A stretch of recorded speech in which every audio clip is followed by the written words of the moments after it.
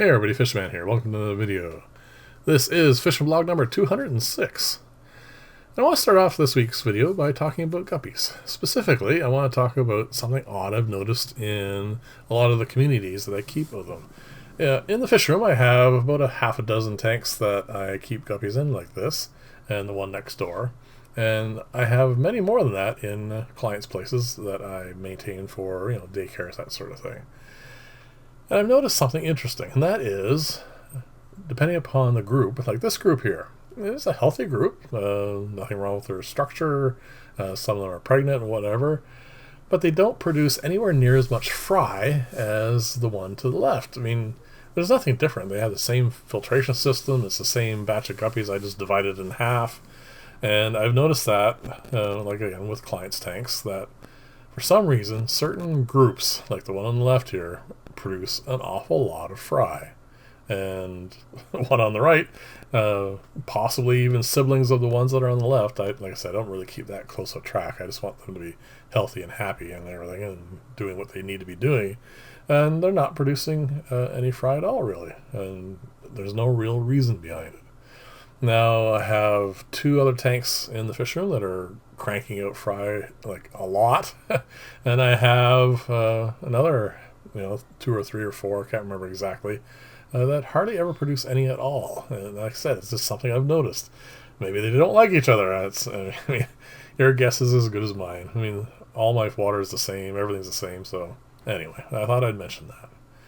These are the zebra danios. Obviously, they're getting a lot bigger now. They're definitely at the juvenile stage where they're sexing out. And yeah, it's consistent. The one on the left fed only, they both got paramecia, and then of course, as you know already, the one on the left got decapsulated brine shrimp, and these guys got newly hatched brine shrimp. And I don't think there's really a significant difference, but these guys here on the left do seem to be bigger and more robust. And I haven't noticed any deformities in them, but I am starting to see a couple of curved spines in, the ones on the right. But then again, there are quite a few more of them, so. That said, it's time now to move on to the next fish and keep this experiment going. And of course, the next fish is going to be these guys. These are white cloud mountain fish, and I just put in that container. That's why the tank is a little stirred up. And they're going to do their thing, and I'm going to remove the moss a couple of days, and then put more moss in, and rinse and repeat until I have a large number of fry. And then I'm going to be doing the same thing I did with the zebra danios. I'm going to feed one batch with decapsulated and one with newly hatched, and we'll see if there's a difference here. And I've been feeding all the guppies lots of different stuff, and I haven't noticed any difference really in their quality or anything else, as I've raised so many guppies. This is going to be another egg layer.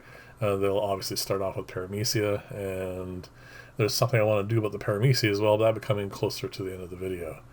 One other thing I want to mention here is I did separate out some of my platies to have babies. And you can see they're just starting to come out now. That's a funny thing about platies. I mean, they have babies and you just have no idea where they are. You can see there's a few of them sticking their heads out towards the left. Unfortunately, the camera's focused on the front. But there, you can see them moving around in the background. They're beginning to come out now. I have no idea how many are in there.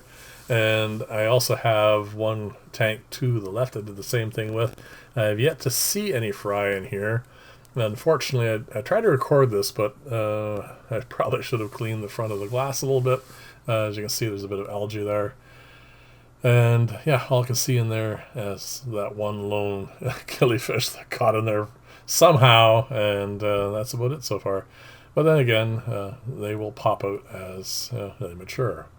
So as I said, I want to talk about the paramecia cultures. As you can see, they're doing quite well. They bounced back now that I'm not harvesting them, twice daily. You can see there's cyclopses in there as well, which is nice. I want to try something different. I have been culturing paramecia the same way for a long, long time. These are in those jars I showed you, and the thing about them is I feed hay, and the hay works really quite well. The only thing different I've done in recent memory is I've added snails into the cultures, and it hasn't affect them negatively. It actually keeps them a little bit cleaner. And you can see there's lots of paramecia in there, and that's all perfectly fine. But what I want to do is I want to try something I've heard about. I can't remember when, a long time ago. Someone told me, or I saw a video about keeping paramecia using, instead of hay, using dehydrated root vegetables. In this particular case, the one that they were using was turnip. So I bought a couple turnips, cut them up, put them in a dehydrator, and I have now a couple of, basically yogurt-sized containers with dehydrated turnip in it. And what they did is they took kind of like a mesh plastic and suspended that into the jar and put a piece of obviously the dehydrated turnip in there. And what happened was, as that gradually rotted, it supplied the paramecia with food.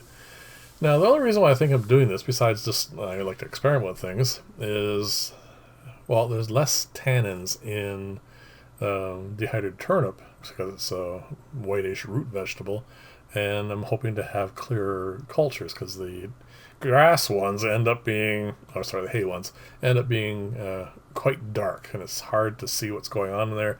And really, the only way I can determine if I have a good strong culture is to use the new system I had.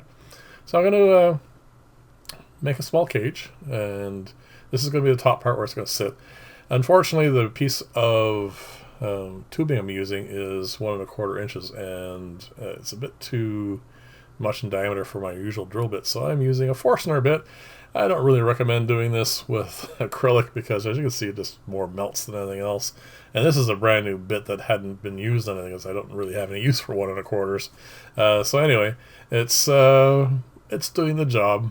And the other thing I'm going to do off camera is I'm going to make a little cap for one end, and that's going to keep the turnip from falling to the bottom. I think the whole purpose of this is just to keep the food up near the top where more oxygen and that sort of stuff would be. And anyway, I'm going to just go with this for the moment. I'm just using scraps of what I have. I'm not going to make anything fancy here. If this turns out to be something interesting and worth pursuing, I'll come up with something much more elaborate and hopefully more functional than just snapping a couple of things together. So there's the bottom, just a quick button cap I made, and I'm going to squeeze that onto the top. And they're all friction fits, so I can change this around if I need be, and that's just going to fit in the top of the jar. That is currently a hay one, and now I am going to switch that over to, that's just tank water, and I'm going to take a little, sorry about that, I'm going to take a little bit of culture, put it in there, pop this in, and then take one small cube of the dehydrated turnip, toss that in. That's it, and I'll give you updates on this, see how it goes. Anything that will have a slow, controlled rot should work, so we'll see how it is. Thanks for watching. Leave comments, let me know what you think about all this, and I'll see you in the next video, and bye for now.